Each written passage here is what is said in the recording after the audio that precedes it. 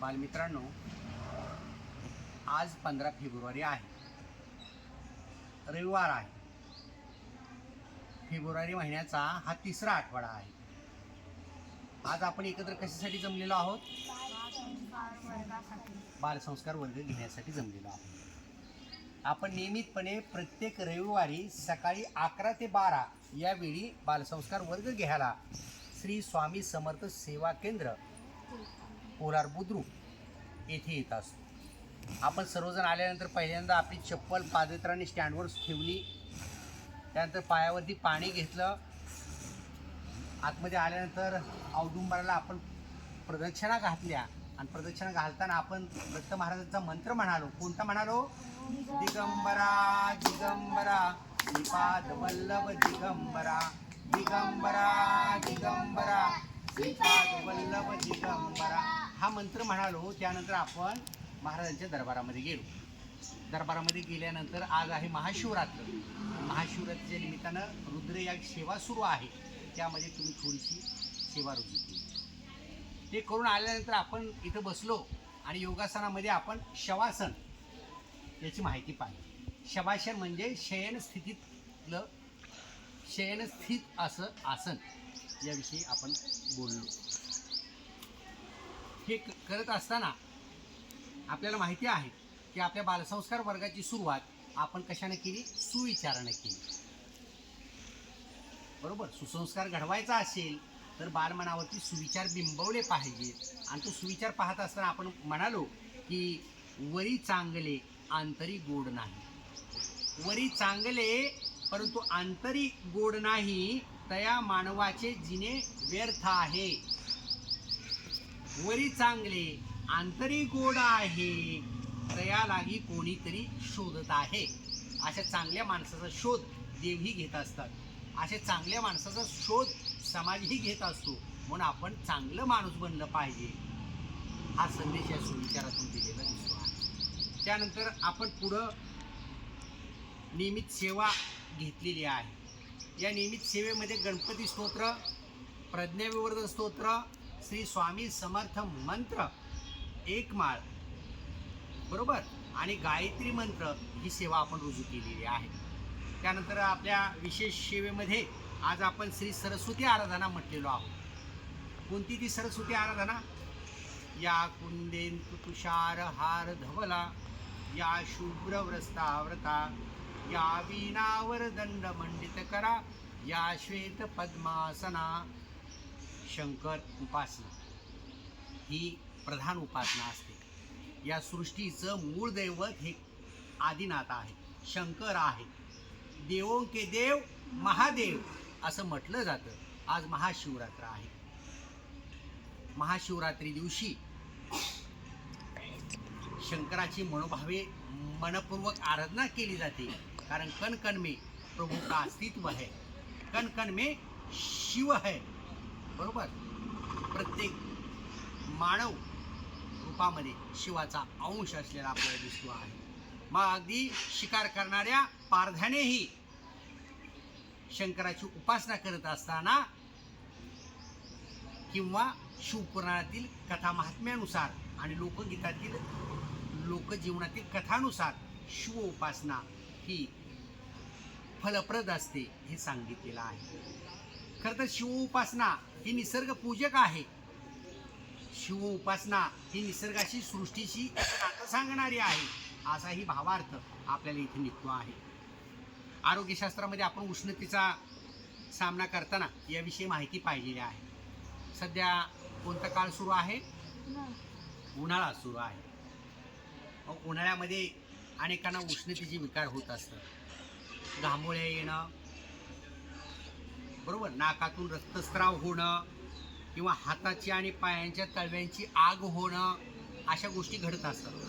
मग हे होऊ नये म्हणून परमपूज्य गुरुमाऊली उपायही सांगत असतात की हे टाळण्यासाठी नाकातून उष्णतेमुळे जर रक्त येत असेल तर दुर्वांचा रस नाकामध्ये टाका. उष्णतेचा जर अतितीव्र विकार होत असेल तर औदुंबराच्या पानाखाली लालबुंद ज्या गाठी असतात त्या 3 गाठी घ्या, चवीसाठी त्याच्यामध्ये गूळ टाका आणि हा जर उपाय केला तर आपला उष्णतेचा विकार कमी होत असतो.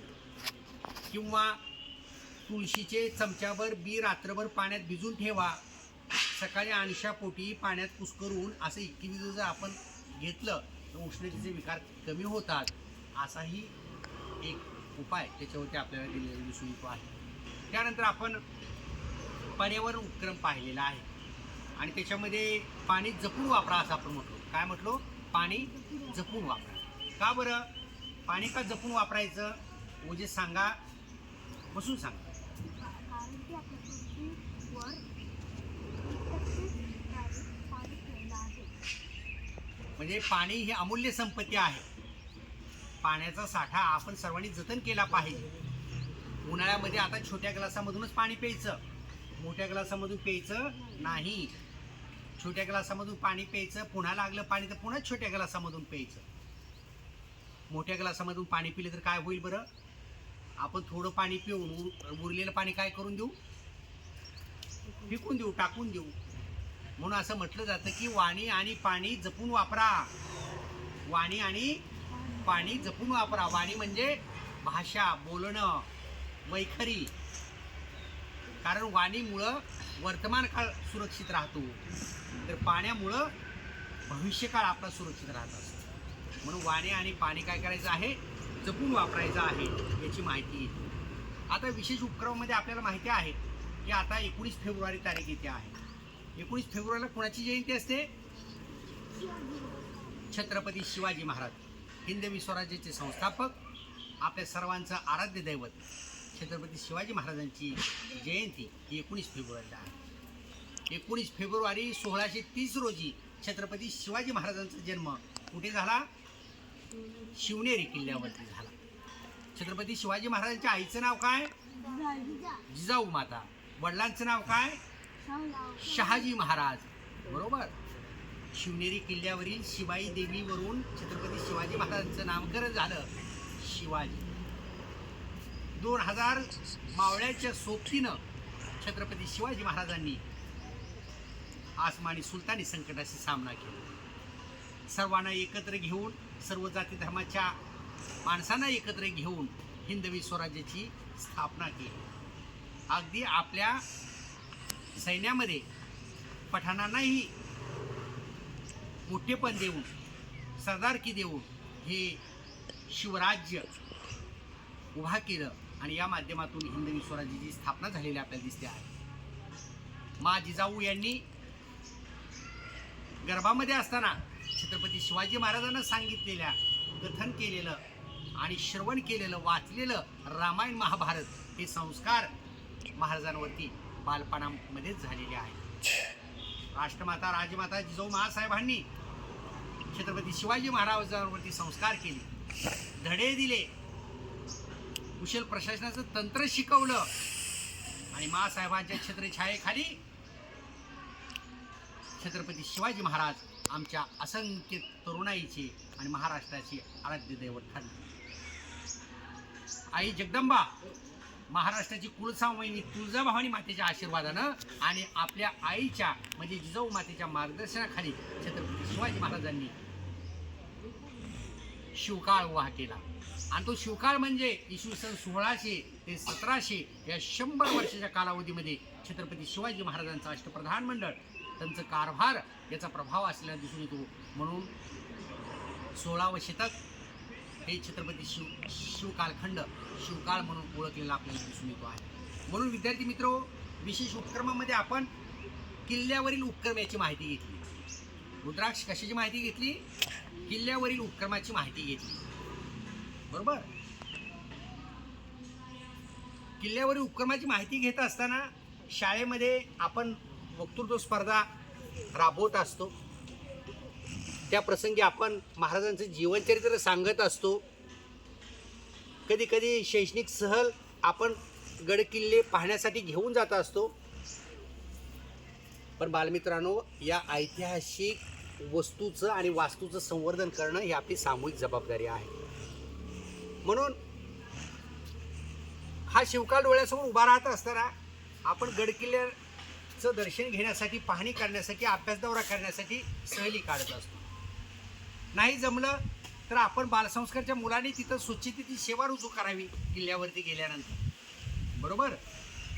त्याचबरोबर आपल्या केंद्रामध्ये आपण किल्ले उभा करावेत, किल्ल्याची रचना करावी, किल्ले तयार करावेत, यासारखाही संदेश आपल्याला देता येईल.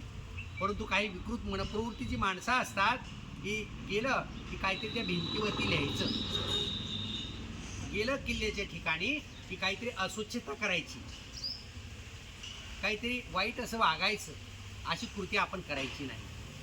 राष्ट्र निर्माण करणं, किल्ल्याचं संवर्धन करणं ही फक्त सरकारची जबाबदारी नाही, तर ही आपल्या सर्वांची काय आहे, सामूहिक जबाबदारी आहे, सामुदायिक जबाबदारी आहे.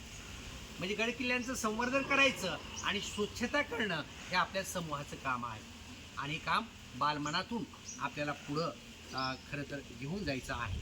आणि याचा अभ्यास करत असताना कायदा जागरूकता याविषयी आपण माहिती घेतली. कायदा जागृतीमध्ये मतदानाचा अधिकार हा 18व्या वर्षी आपल्याला प्राप्त होत असतो. हा अधिकार आपल्याला घटनेने दिलेला आहे आणि या निमित्तानं आपण मतदानाच्या अधिकारामुळे आपल्या पसंतीचा उमेदवार आपण निवडत असतो. हे आपण आज कायदा जागरूकतामध्ये पाहिलेलं आहे. त्याचबरोबर आपल्याला माहिती आहे की आपण आज रविवारी एका महान संताची जयंती साजरी करत असतो. गोपाला गोपाला देवकीनंदन गोपाला या शैलीतून ज्यांनी कीर्तन शैली प्रसिद्ध केली ते संत कोणते, नाव सांगा हातवर करून, फक्त हातवर करा ज्यांना येते त्यांना. हा सांगा. संत गाडगे बाबा. संत गाडगे बाबा, बरोबर. डेबूजी यांची कीर्तन शैली जी खूप प्रसिद्ध होती ती म्हणजे गोपाला गोपाला देवकीनंदन गोपाला. ठिगळ लावलेले कपडे अंगावर असायची, हातामध्ये गाडगं असायचं, एका हातामध्ये झाडू असायचा, गाडगं हातात म्हणून गाडगे महाराज. महाराज गावामध्ये आल्यानंतर गावाची स्वच्छता करायची, बरोबर. आणि नंतर सायंकाळी सर्व लोकांना एकत्र येऊन मनाची स्वच्छता करायची. गाडगे महाराजांना समाज जागरण करत असताना आपल्या कुटुंबावर तुळशीपत्र ठेवावं लागलं. मामाच्या घरी संगोपन होत असताना ज्या काही अनुभव घटना घडल्या त्यातून शिक्षणाचं महत्त्व कळालं. आपल्या मामाच्या वाट्याला जे प्रसंग आले ते बहुजन समाजाच्या वाट्याला येऊ नये म्हणून त्यांनी काय केलं, धर्मशाळा उभा केल्या, शाळा उभा केल्या, घाट बांधले आणि आपल्या बहुजन समाजासाठी शिक्षणाची दारं खुली केली. सगळ्या लोकांना सांगितलं मुलांना शाळेत पाठवा, त्यांना शिकवा, नवसायास करू नका, बकरं कोंबडं बळी देऊ नका, मांसाहार करू नका. आज इथं तुम्ही मटणाला मसाला लावता है ना, मांसाला मसाला लावता, भाजता, शिजवता, खाता आणि वरती तो तुमचा मसाला कुटत असतो. असं सांगून ते काय करतात, अंधश्रद्धा, अज्ञान, अडाणीपणावरती प्रहार करतात आणि लोकांना खऱ्या मार्गाची जाणीव करून देतात. अशा राष्ट्रसंत गाडगे महाराजांची आज काय आहे, जयंती आहे, बरोबर. आणि या माध्यमातून आपण शनिवारी जागतिक मराठी दिनही साजरा करणार आहोत. या सर्व गोष्टीची आपण माहिती घेतलेली आहे. आता आपण शेवटी आपल्या आजच्या बालसंस्कार वर्गाचा शेवट हे आपण प्रार्थनेने करणार आहोत. सर्वांनी हात जोडायचा आहे आणि मोठ्या आवाजामध्ये प्रार्थना म्हणायची आहे. ओम ब्रह्मा